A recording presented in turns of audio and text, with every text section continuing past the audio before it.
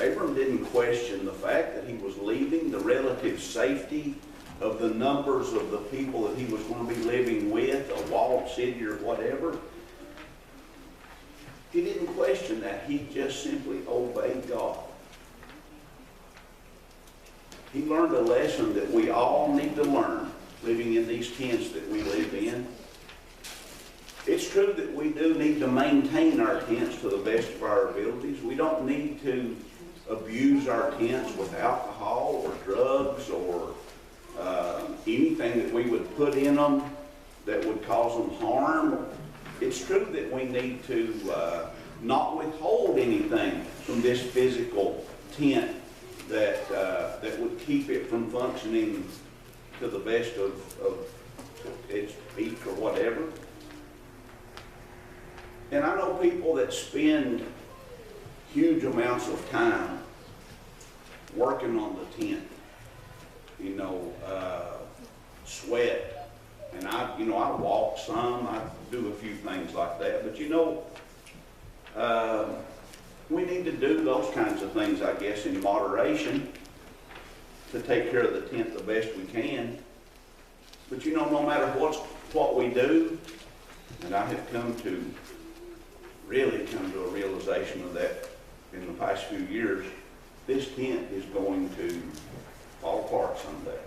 Right. It is going to be 100% useless as a dwelling place for the soul and spirit. For that part of us that goes on to be with the Lord, this tent is going to be done. It has a purpose, and once it served that purpose, it's over. And that may sound like an oversimplification of things, and it may be, but we're going to study a little further. The Apostle Paul in 1 Timothy chapter 4, beginning with verse 8, Paul lived at a time when Roman athletes were heroes. These runners, these distance runners, marathons, came to be from the Romans, I understand, or the Greeks, or somebody that lived around the time of Jesus' life on this earth. Paul said in 1 Timothy 4:8, for while bodily training is of some value, godliness is of value in every way, as it holds promise for the present life and also for the life to come. So it matters less, really, what we live in than where we're going, and what we do with it to determine our destination ultimately. It matters less in what we achieve with this tent than the fact that we just keep doing the best that we possibly can in our service to God Almighty, who created the tent and the soul that lives in it. Remember the poor widow, Mark chapter 12 and Luke 21? She put in 2 copper coins. And I dare say there was people there that may have giggled when she put in 2 copper coins. And Jesus said, you know what? She put in everything she had, so she put in more than any of you all. Some of you all were wealthy and you put in a few dollars, tens or hundreds of times more than she put in. But the proportion of what she had to what she was able to give was far beyond what anybody else gave. And that's the way this physical body, this tent is. Some people can dunk a basketball. I've told you all this, I think maybe the last time I preached, I still dream sometimes in the middle of the night that I'm playing baseball for the Cincinnati Reds. I ain't never going to play baseball for the Cincinnati Reds. If I live to see September, I'll be 59 years old. The oldest player that played Major League Baseball in the past few years was 45. I'm 14 years older than that. Besides that, I'm old, I'm overweight, I'm slow, I can't hit a baseball, I can't throw a baseball, I can't catch a baseball. So all those things are going to keep me from playing for the Cincinnati Reds, but they're not going to keep me out of heaven. Even though my physical body is limited in its ability to do those kinds of things, God has given me some things that I can do. We read the parable of the talents, and I was listening to, I think it was Randy talking about the talents that people had. We think the word talent, when we hear the word talent, we think about ability. But those talents of silver that the master gave these three people, one of them 10 talents of silver, one 5 talents of silver, and one talent of silver. Understand this. I've looked at this, I've studied this, I've read commentaries on this. 1 talent of silver was 87 pounds of silver. A day's wage was, I forget now what they call the coins, or 1 or 2 coins. So when this one man got 1 talent of silver, he wasn't getting a little tiny amount of something. He was getting something, you know, put that piece of silver in a sack, throw it over your shoulder, and it's going to be difficult to carry that very far. The man that had 10 talents of silver had 870 pounds of silver. We understand in that parable that the more abilities that we have, the more is expected of us. But I want us to understand right now that there's nobody here that has less than 87 pounds of silver ability to serve God. And if every one of us only has 87 pounds ability of silver to serve God, that's what he expects of us. If we have 2 times that or 3 times that, that's fine. We all have something to give living in this tent, some more than others. And it doesn't matter to God how much we do, as long as we're doing as much as we can. Right. Period. Right. And that's all he expects of us. Now, how many times I have told my 2 children, asked my 2 children, is that the best you could do? Take a test or perform a test, is that the best you could do? If I asked them, how many times have you heard me say that, they couldn't count. And as long as they said convincingly, you know, it's easy to say, yes. As long as they said convincingly, yes, that is the best I could do, that was fine with me and wonderful with me and warmed my heart. And I like to believe that I take my cue from God himself in that, or my Father, because when we stand before him after the tent's gone, and what really matters, that part of us that really matters, that's eternal, as long as that, when that is standing before God, and I can kind of envision God saying that, was that the best you could do? We can honestly say yes. And somebody standing behind us baptized 1,000 people. Somebody behind us went to Nigeria or Zimbabwe or somewhere and built a church. And we just prayed for people and took a plate of food to somebody and talked to somebody about the Lord and let our light shine in our little neighborhood. With our 187 pounds of silver and that other one had, we ought to say, enter in. That tent's going to mean so little at that time. It's going to be forgotten and gone. So what affects the tent?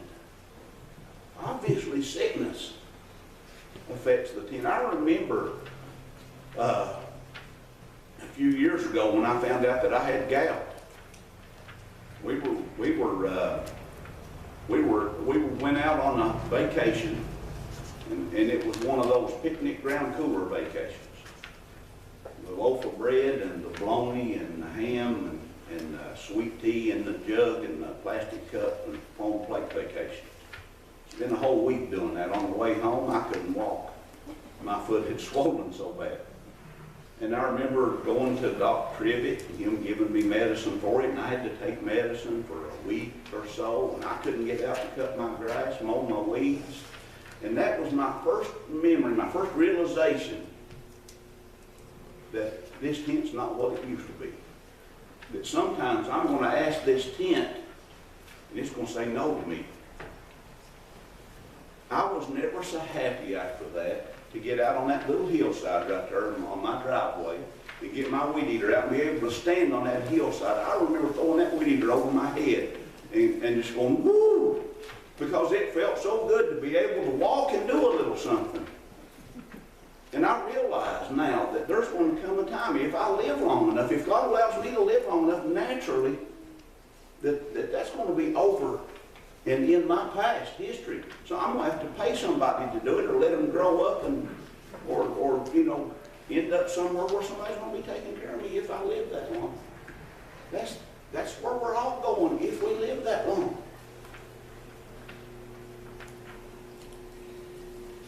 I've always loved baseball and softball. You all know that.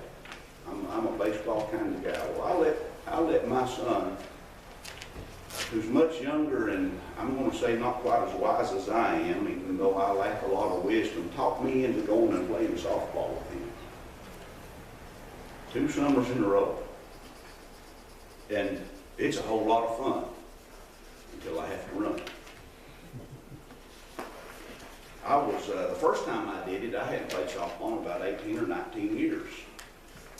And I had to climb that long set of steps up to my house from my garage, all 3 of them, just about on my hands and knees after I played that one time. The last time I played, my medical professional, whom I know quite well, took me out of the game for about 2 weeks, and I was glad. You know, when your son, Dad, come on, play ball. Son, can't.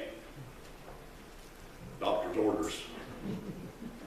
The last time I played, I was running around the second. We call it running. I guess it wasn't his old man running. It was not running, really. It was trotting. I felt something happen to my left hip that was really strange. I made it all the way to the backstop and sat down, and Miranda was out walking. When she came back, I was sitting there, and she looked at me and said, "What's the matter?" Nothing. What'd you do to yourself? So I had to pull myself up the chain link of the backstop to stand, and I said, "I can stand." A little help, I got to the truck. A couple of days later, I could move around some. You know, all those things are telling me that I probably don't need to be playing softball with 20-year-olds. And I have a hard time listening. I don't want to give it up. I want to be 20. But at the same time, I have to realize that the city is going to be so much more wonderful than the tent that I need to come to a realization and an understanding of some things.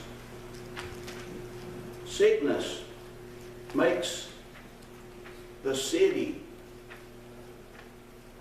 much more precious than the tent, especially sickness that causes the tent to go away. Yeah. And then brings us to the subject of death. Ecclesiastes 7 and verse 2. The man who asked God himself for wisdom got this wisdom from God. It is better to go to the house of mourning than to go to the house of feasting, for this is the end of all mankind, and the living will lay it to heart. Verse 4, skipping the verse 4 says, the heart of the wise is in the house of mourning, but the heart of fools is in the house of mirth. I tell sophomores, juniors, and seniors in high school, I said, you know something? I found something out in 58 and a half years of living. I know something that is 100% fatal. Every time. And they said, what? I said, life. Life in the physical body is 100% fatal. The Bible tells me that. Hebrews 9:27 says it's appointed for man to die once, and after that comes judgment. In the evening, when me and Miranda sit down to eat supper, me and Miranda and Jesse, I'll say, how was your day today? And she'll say, well, I saw some patients today, and I had some that had appointments, and they didn't show up for their appointments. And sometimes she'll say, I had one that had an appointment at 9 o'clock and didn't show up till 1 for their appointment. And I think about times that I've done that myself, and I'm kind of embarrassed by it sometimes, you know. But you know, this appointment here that the writer of Hebrews is talking about is an appointment we're not going to be late for. And we're not going to put it off. When it's time for that appointment, we're going to make it. We will meet that appointment, period. We can't call and say, God, I'm going to be a few years late for this one, okay? Just pencil me in for 2039, okay? Does not work that way. It is appointed for us to die once. It is appointed for this tent to be of no use any longer because the soul is through with it. And after this comes judgment. Peter and Paul both wrote about living in a tent. This is where I thought Dave was preaching my sermon this morning, quoted some of my verses. In 2 Peter chapter 1 and verse 13, the Apostle Peter says, "Yea, I think it meet," in the King James Bible, "as long as I am in this tabernacle." That tabernacle is defined as a tent of flesh. Physical body is what it is. "Yea, I think it meet, as long as I am in this tent of flesh, to stir you up by putting you in remembrance." What do we need to remember, Peter? What do we need to remember while we're in this physical body? He says in verse 14, "Knowing that surely I must put off this tent of flesh, even as our Lord Jesus Christ has showed me." See, Peter said in just a little while, this tent that I'm living in is going to be of no use any longer. I've got to put it off. I've got to put it behind me because I'm moving on to what Abraham was talking about. The city that has foundations, whose builder and maker is God.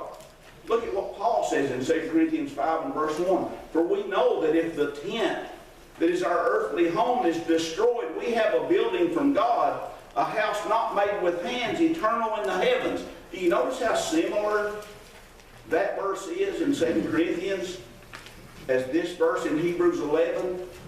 Some of these verses are so similar, a lot of people say that Paul wrote the book of Hebrews, and some people refer to Paul as being the author of Hebrews because of this wording. But think about this, don't miss this.